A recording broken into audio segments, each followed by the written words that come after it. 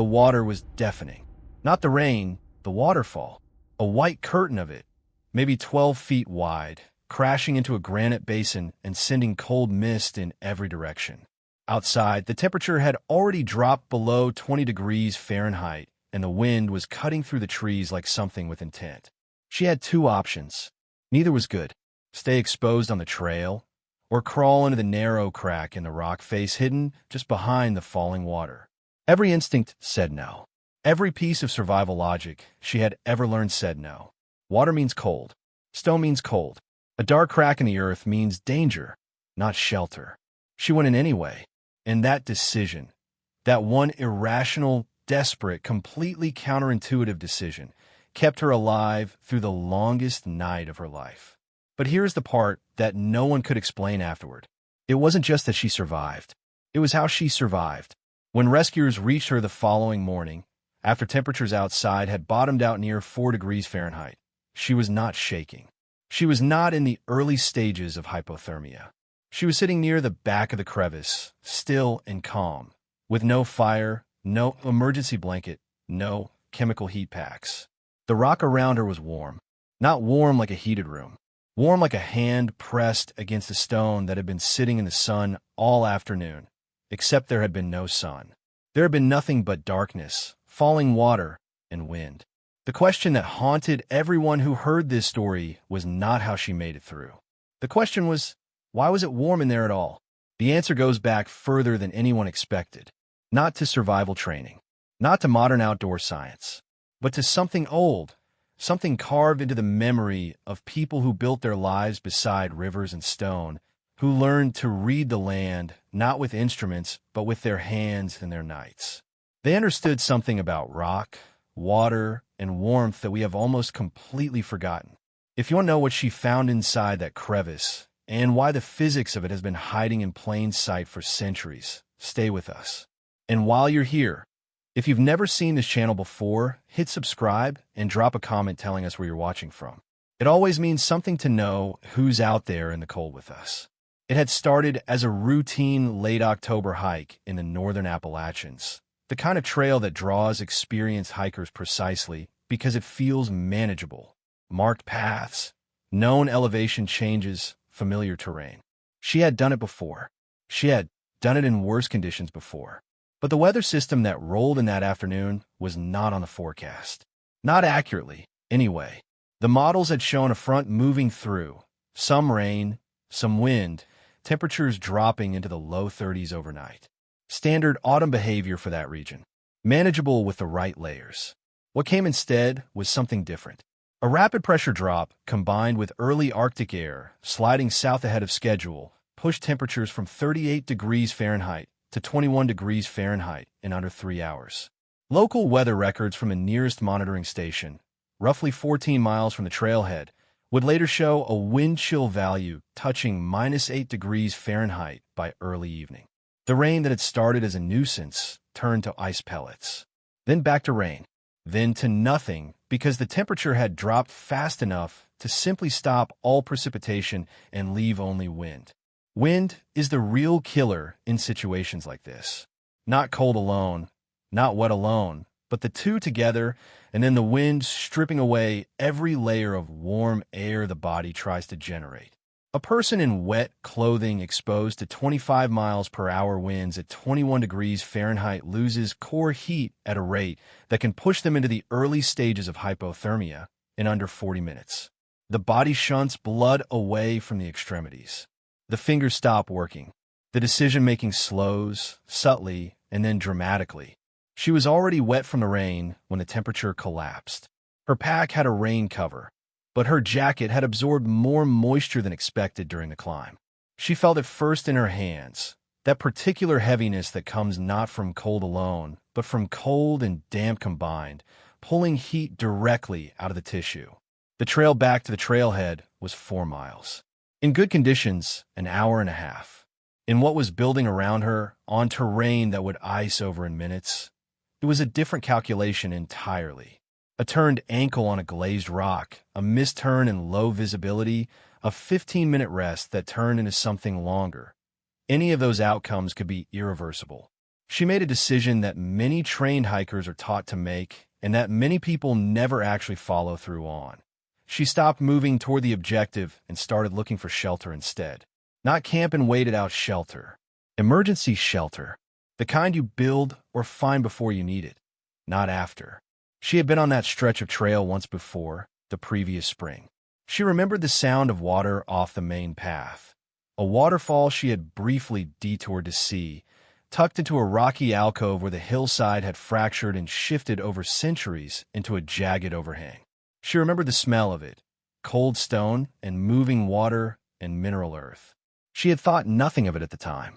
Now, with the wind coming sideways through the trees and the light failing, she turned off the trail and moved toward that sound. The roar of the waterfall grew louder as the forest thinned and the terrain dropped slightly. She reached the basin just as the last usable light was draining from the sky. What she saw was not promising. The waterfall was running hard, fed by the rain that had come before the cold snap. The mist it threw into the air coated everything within 20 feet in a fine layer of wet cold. The rock face behind the water was dark and featureless. The crack she remembered from spring was still there, a vertical gap in the granite, maybe 3 feet wide at the base and narrowing as it went up, barely enough to squeeze through sideways. She stood at the edge of the mist. Every rational instinct she had said to keep looking, to find a tree fall, a rock overhang, anything else. The gap behind the waterfall looked like the entrance to something worse, not better. She stood there for less than a minute. Then she moved toward it. Getting through the waterfall curtain was the hardest part. Not because of the physical effort. The gap was tight, but passable, and she was carrying a pack that she had to rotate sideways to fit through the narrow section. The hardest part was the noise. Up close, a waterfall of that size doesn't just produce sound. It produces pressure, a constant, overwhelming physical presence that presses against the ears and the chest simultaneously, something between a roar and a vibration that seems to come from inside the rock itself. She pushed through. The mist soaked her in seconds. And then, almost immediately, something changed. The wind stopped. Not reduced. Stopped. The waterfall curtain, roughly 10 to 12 feet wide and falling from a ledge approximately 18 feet above the basin floor, was acting as a near-total barrier to the horizontal air movement outside. The wind that had been cutting through her wet jacket for the past hour simply ceased to exist on the other side of the water. She stood in the narrow space between the falling water and the rock face and felt the absence of wind the way you feel the absence of pain. Suddenly, and with profound relief, she pressed further back, moving along the rock face into the crevice itself. The space opened slightly as she went deeper. The fracture in the granite widened to perhaps 4 feet across at its widest point, with a ceiling that rose irregularly to somewhere between 7 and 9 feet. The floor was uneven, with patches of coarse gravel and exposed bedrock, sloping gently upward toward the back wall. There was no standing water inside. The drainage was running along the left side of the space, channeled into a narrow groove in the rock that carried it toward the basin outside. She moved to the back of the crevice, as far from the waterfall as the space allowed, roughly 22 feet in from the curtain. She pressed her hand against the rear wall and stopped. The rock was not cold, not warm in any dramatic sense, not warm like a surface heated by fire or direct sun, but warm the way a stone fireplace feels the morning after a fire has died. A residual, stored, surprisingly persistent warmth radiating slowly from deep within the material. The granite here was registering somewhere around 48 degrees Fahrenheit to 52 degrees Fahrenheit by her estimate. She had no thermometer, but she had spent enough time in cold environments to calibrate her palms with reasonable accuracy. Outside, in the wind and rain before the temperature dropped, the exposed rock faces on the trail had felt like gripping ice. This was different. Measurably, unmistakably different. She leaned her back against the rear wall and felt it against her shoulder blades through her damp jacket. It was not rescue. It was not warmth in any luxurious sense. But it was enough that the relentless drain of heat from her core slowed to something manageable. The wind was absent. The mist didn't penetrate this far back. The temperature inside the crevice, she would later estimate, was somewhere between 38 degrees Fahrenheit and 44 degrees Fahrenheit, compared to the outside air that was already at 21 degrees Fahrenheit and falling. That gap, roughly 17 to 23 degrees of differential, was not a coincidence. It was not luck. It was physics. Old physics, consistent physics, the kind that had been observed and quietly exploited for centuries by people who had no textbooks but had time and cold and the specific knowledge that comes from surviving something more than once. She didn't know any of that yet. She just knew that the rock at her back was warm and the wind was gone, and she was alive. She pulled her knees to her chest, tucked her hands under her arms, and waited. To understand what was happening inside that crevice, you have to set aside the instinctive association between water and cold. Water is cold when it touches you, yes. When it soaks your clothing, it accelerates heat loss by a factor of roughly 25 compared to dry air, a well-documented thermal conductivity difference that makes wet cold so dangerous.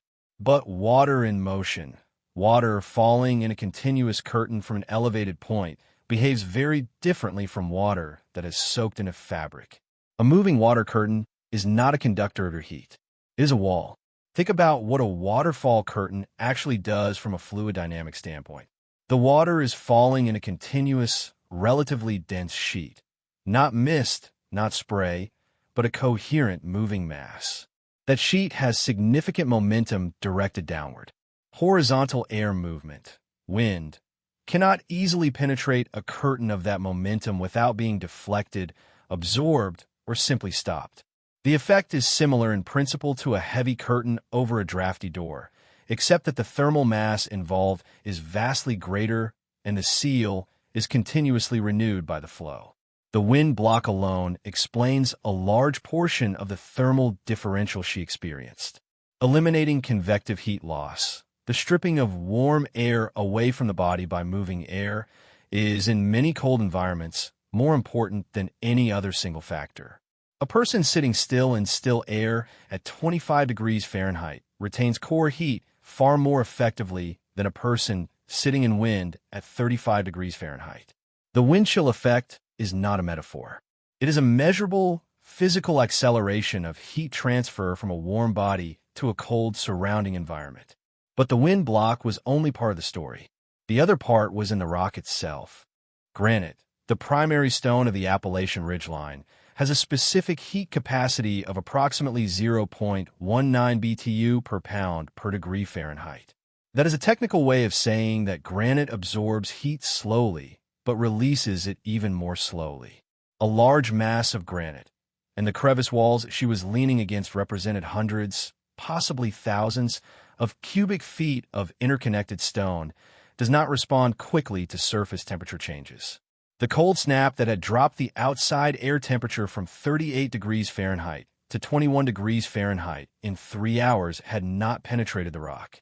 Not even close. The thermal wave from a surface temperature change propagates through dense stone at a rate of roughly 1 to 2 inches per hour under extreme conditions. The rock at her back had the temperature of the last week of ambient conditions stored inside it, conditions that had been mild even by late October standards. The waterfall itself played a secondary but important role. Moving water, even cold water, carries latent heat, energy stored in the liquid state of water that is released slowly as the water cools toward freezing. The constant flow of water across the rock face adjacent to the crevice was not warming the interior space directly, but it was moderating the rate at which the outer rock surface lost heat to the sudden cold snap outside. It was buffering the transition, slowing the thermal drain. And then there was geometry. The crevice was narrow at the entrance and wider at the back, a shape that, entirely by accident of geological fracture, functions as a mild heat trap. Warm air, being less dense, rises. In a confined space with a narrower opening and a wider interior, warm air tends to accumulate at the back and top of the space rather than escaping immediately. The crevice was not airtight. There was airflow, slow and passive, driven by the temperature differential between inside and outside. But it was slow enough that the interior air was considerably warmer than the exterior air at any given moment. None of this required fire. None of it required construction. The physics was already there, written into the stone and the water and the shape of the fracture by forces that had been at work for 10,000 years. She was, without knowing it, sitting inside a naturally occurring thermal mass shelter. A geological accident that had been performing the same function, absorbing heat, storing it, releasing it slowly, blocking wind, for longer than any human structure in that region had existed. Here is what makes this story more than a single survival account. The physics she stumbled into, accidentally, desperately, with no prior knowledge of what she was doing, was not unknown. It was not a discovery. It was a rediscovery. And the people who had known it originally were not scientists or engineers. They were women, primarily. Women who built food stores and managed households and environments where the margin between enough warmth and not enough warmth was the margin between the family eating in February and not eating at all. Oral record from communities that settled the eastern and central Appalachians in the late 18th and early 19th centuries described, with striking consistency, the practice of using natural rock formations near running water as cold storage and emergency shelter. The accounts are not dramatic. They are practical, almost casual, passed down in household records, letters, and the kind of knowledge that gets transmitted not in books, but in the instruction a mother gives a daughter on a specific afternoon in a specific season. Keep the rootstock near the running stone. Appears in various forms across multiple local accounts from the Virginia and Tennessee highlands. The running stone referred not to a millstone, but to rock faces adjacent to streams or springs, surfaces that, because of their proximity to moving water, maintained a more stable temperature year-round than exposed rock or earthen banks. Cooler in summer, warmer in winter. The moderate temperature of the earth itself, expressed at the surface. Indigenous peoples of the Appalachian region, particularly communities of the Cherokee Nation whose traditional territory covered much of that same mountain terrain, had long established knowledge of rock formations near water sources as shelter sites. Archaeological evidence from rock shelters throughout the southern Appalachians shows habitation patterns that explicitly favor overhanging formations near streams and waterfall basins.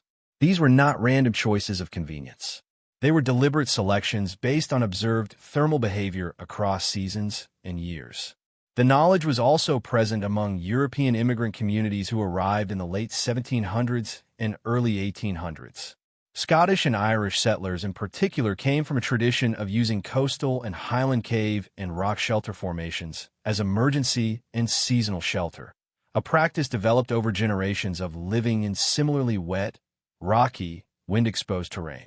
When they reached the Appalachians and found geology that felt, in its essential character, recognizable, granite ridges, stream-cut crevices, overhanging ledges near water, they applied what they knew.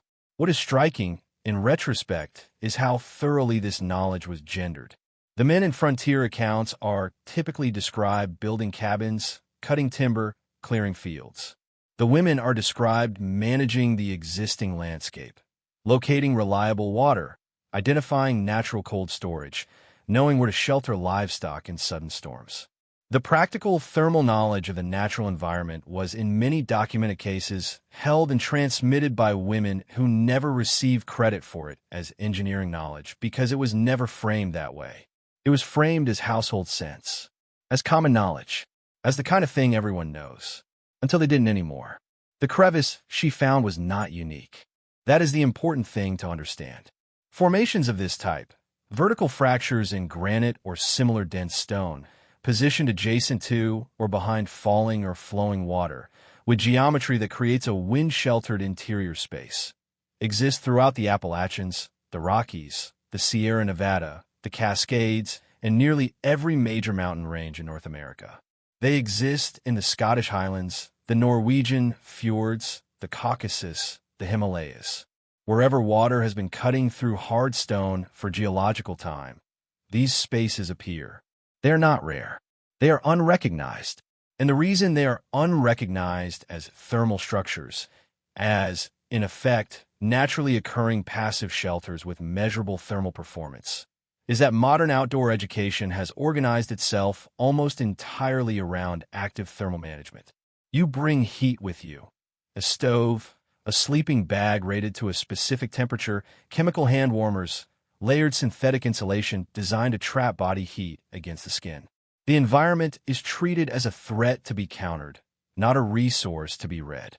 The older approach, the approach that kept people alive in these mountains before any of that equipment existed, was fundamentally different. It was about reading what the landscape itself was already doing thermally and positioning the body within the existing thermal structure rather than importing warmth from outside. The crevice behind a waterfall, understood in this older framework, is not a dangerous wet cave. It is a naturally insulated enclosure with a wind-blocking entrance, a thermally stable stone mass on 3 sides, and a self-renewing barrier against convective heat loss. Its performance characteristics are not dramatically different, in principle, from a well-built root cellar. That classic frontier food storage structure dug into an earthen bank, covered with a heavy timber and sod roof, and oriented to take advantage of the Earth's stable below-frost line temperature.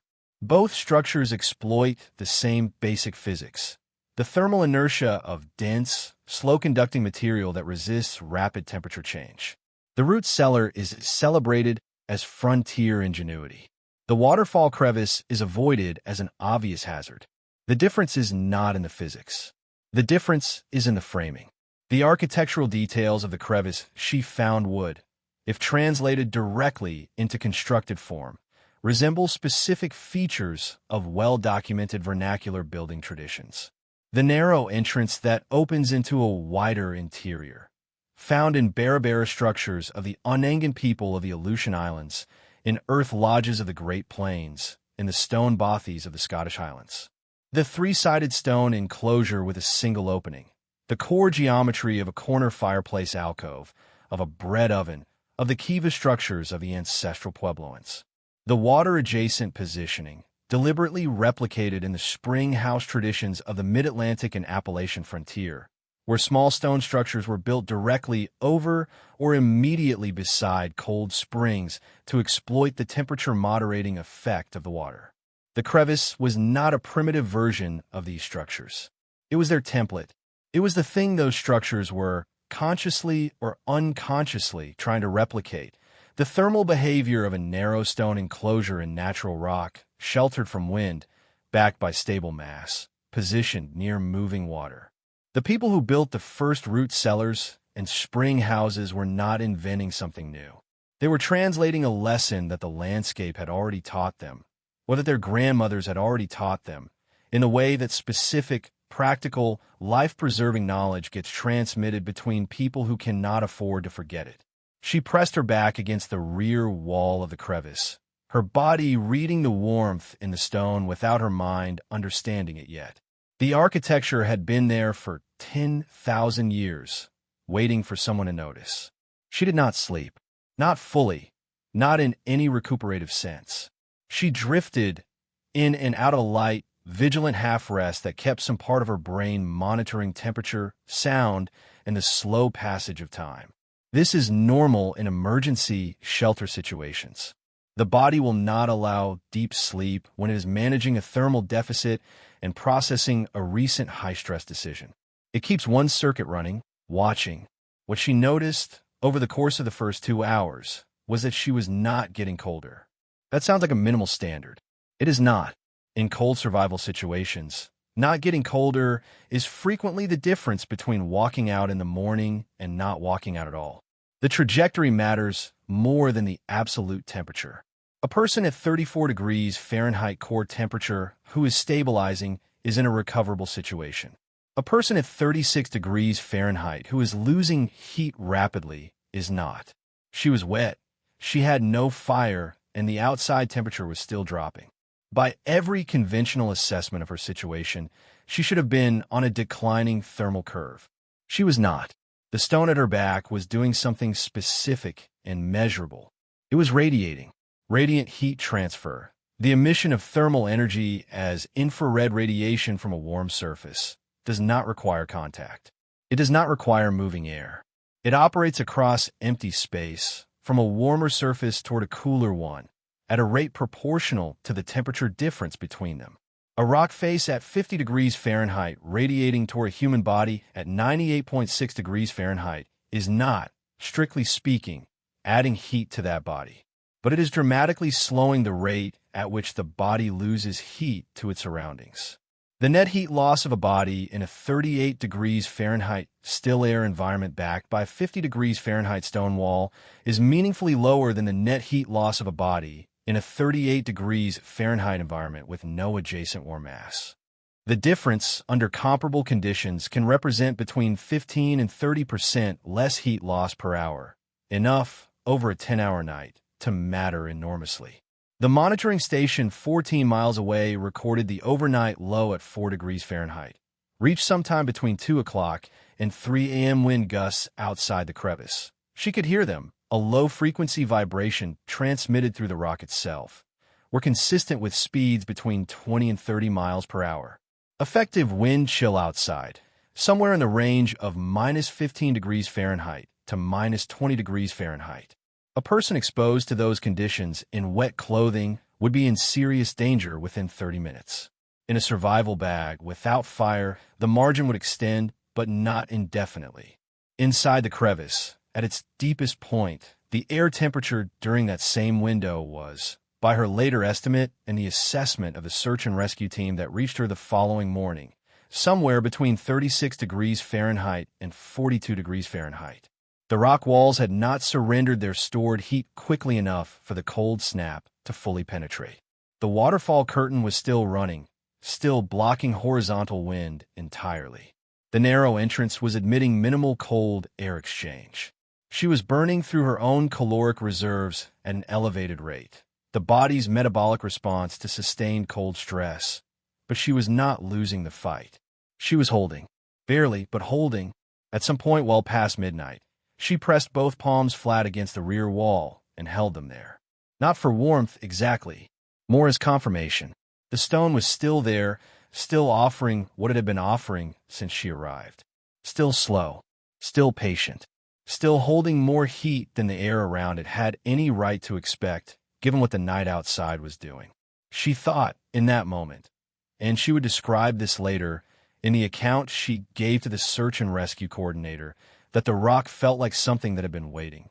Not for her specifically, just waiting in the way that things that have been in one place for a very long time develop a kind of settled permanence. The stone had outlasted every winter that had come before this one.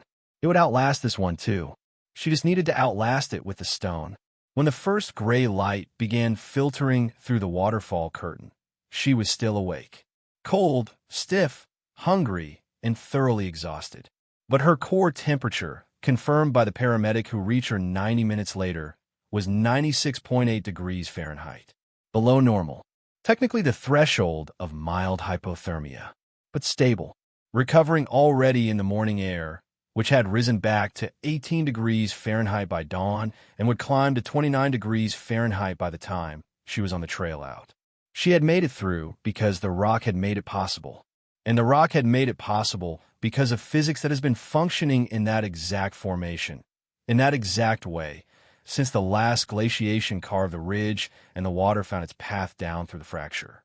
Pick up almost any mainstream wilderness survival guide published in the last 40 years and search for the section on natural shelter.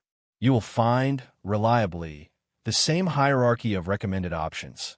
Lean-tos built from fallen timber, debris huts constructed from leaves and branches, snow caves where the material is available, and, listed with consistent emphasis, avoidance of caves, rock formations near water, and any structure where moisture might be present. The reasoning is not wrong, as far as it goes. What environments accelerate heat loss? Standing water is a hazard. An unstable rock formation is a genuine structural danger. A shallow, wind-exposed cave with no thermal mass depth is worse than a well-built debris hut in most conditions. But the reasoning is incomplete. It has made a categorical error that comes from treating all rock and water environments as identical when they are not, and from building survival doctrine almost entirely on active thermal management while giving almost no attention to passive thermal reading. The distinction matters. An active thermal management approach asks, what resources did I bring that I could deploy to generate or retain heat? A passive thermal reading approach asks, what is the environment already doing thermally, and how can I position myself within that structure? Modern survival training is heavily weighted toward the first question. The gear industry, sleeping bags, emergency bivouacs, portable stoves, chemical heat packs, is built entirely around the first question. The result is a body of survival knowledge that is genuinely excellent when you have your gear and genuinely incomplete when you don't. The frontier tradition and the indigenous knowledge that preceded it and in many cases informed it operated primarily from the second question. Not because those people were philosophically committed to minimalism, but because they had no other choice. When you're building a permanent homestead in the 1790s on the western slope of the southern Appalachians with hand tools and whatever the landscape provides, you do not have the option of importing your thermal strategy. You read what is there. You learn what the rock does, what the water does, what the hillside does, and you build or find shelter that works with those behaviors rather than against them. The spring house is the clearest constructed example of this knowledge. A spring house is not just a building near water. It is a deliberately calibrated thermal structure, stone walls for mass and stability, sited directly over or immediately adjacent to a cold spring, with a floor of running water or whetstone that maintains a temperature between 40 degrees Fahrenheit and 50 degrees Fahrenheit year-round regardless of exterior conditions. In summer, it keeps dairy and produce cool. In winter, it keeps those same stores above freezing. It does this with no active energy input whatsoever, no fire, no insulation in the modern sense, no mechanical refrigeration. Only mass, water, and position. The root cellar operates on the same logic. Earth as thermal mass, depth as insulation from surface temperature swings, a single small entrance that limits cold air exchange. A well-built root cellar in the mid-Atlantic states maintains a temperature between 32 degrees Fahrenheit and 45 degrees Fahrenheit through the full range of exterior conditions, from August heat to February cold. The Earth doesn't know what month it is. It knows only its own thermal inertia. These structures were not considered sophisticated technology by the people who built them. They were considered basic competence. The kind of thing you knew how to build, because not knowing was a problem you couldn't afford to have. What has happened in the intervening 2 centuries is not that we became smarter about thermal management. We became dependent on active thermal management in a way that has left us genuinely less capable when active systems fail. A hiker with a high-performance sleeping bag rated to minus 20 degrees Fahrenheit and no understanding of passive thermal shelter is in a worse position when that bag is soaked than a frontier homesteader with a wool blanket and a working knowledge of how to read a hillside. The knowledge didn't disappear. It was deprioritized, then forgotten, then recategorized as folk wisdom rather than engineering, which made it easier to dismiss and harder to recover. She was not carrying a survival manual when she crawled into that crevice. She was carrying a body that needed warmth and a mind that had run out of conventional options. The landscape filled in what the manuals left out. The frontier builders who came after her, metaphorically, historically, did not always understand, in explicit physical terms, why certain construction choices worked better than others. They knew that a cabin built against a south-facing rock face stayed warmer than an identical cabin built in an open clearing. They knew that a root cellar dug into a hillside adjacent to a spring held a more stable temperature than one dug into flat, dry ground.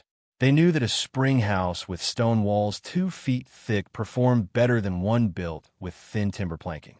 They knew these things because they had tried the alternatives and paid the cost of being wrong. What they were replicating, often without knowing it, was the thermal logic of the natural formations that had sheltered people in that landscape for generations before them. The thermal mass principle, the capacity of dense, heavy material to absorb heat slowly and release it slowly, acting as a buffer against rapid temperature change, is now well documented in building science. It is the physical basis for adobe construction in the American Southwest, for the thick stone walls of medieval European architecture, for the rammed earth and compressed clay walls found in vernacular building traditions on every inhabited continent. In every case, the logic is the same: build heavy, build dense, and let the mass do the work of smoothing out the temperature swings that would otherwise make the interior space uninhabitable. The Russian masonry stove, the pechka, takes this principle to its most refined, constructed expression in a cold climate context. A traditional pechka is built from between 3,000 and 5,000 pounds of fired brick and mortar. It is heated once or twice a day with a relatively brief, hot fire, 2 to 3 hours of active burning. That fire heats the massive brick structure to its core. The brick then radiates that stored heat back into the living space for the next 12 to 18 hours at a steady, controlled rate, without any additional fuel. A single pechka can maintain a small cabin at livable temperatures through a Siberian winter on roughly 40% less firewood than an equivalent open fireplace or cast iron stove, because it is not heating the air directly. It is charging a thermal battery made of stone, and the stone does the work of distributing heat over time. The principle is identical to what the granite walls of the crevice were doing. The scale is different. The material is different. The intentionality is different. The physics is the same. The Appalachian spring house tradition offers an equally direct lineage.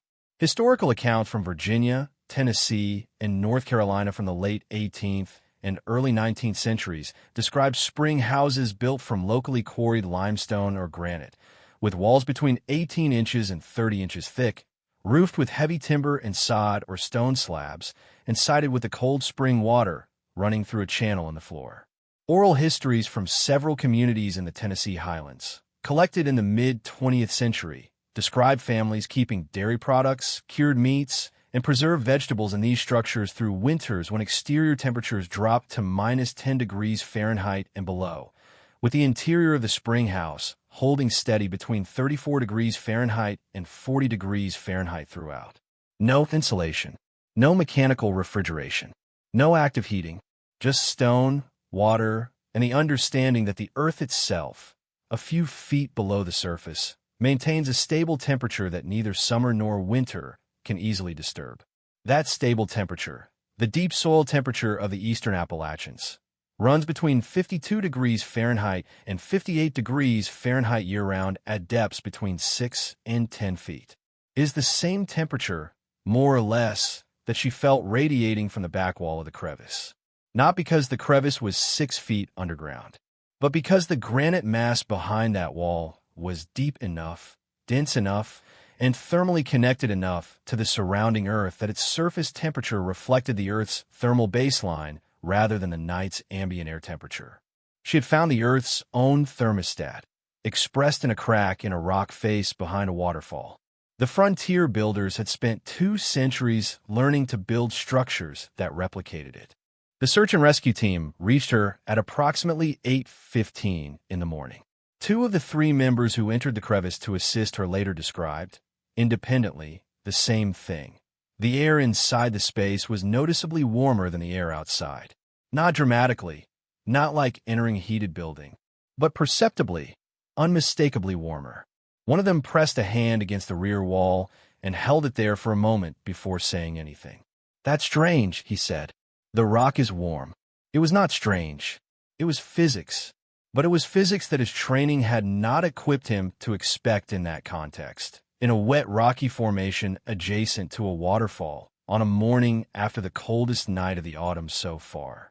That gap between what the environment was doing and what trained responders expected it to be doing is not a criticism of those responders. They were excellent at their work. It is a description of a specific and significant blind spot in the way modern people are taught to read cold environments. We have been taught to see water and stone as threats. We have not been taught to see them as resources. And so, when we encounter a rock face that is warm, we say that's strange instead of course.